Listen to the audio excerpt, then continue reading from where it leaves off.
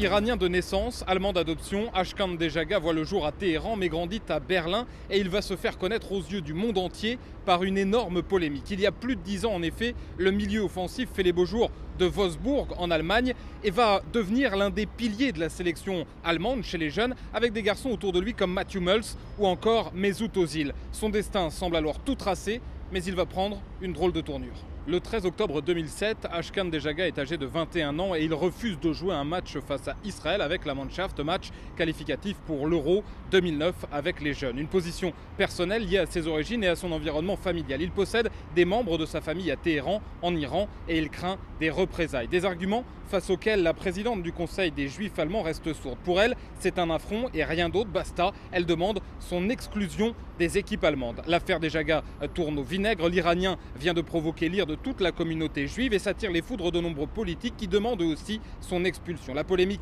pousse ainsi l'attaquant à changer de cap et à choisir la sélection perse qui évidemment lui tend les bras. Le journal sportif iranien Goal parle à l'époque d'un geste héroïque.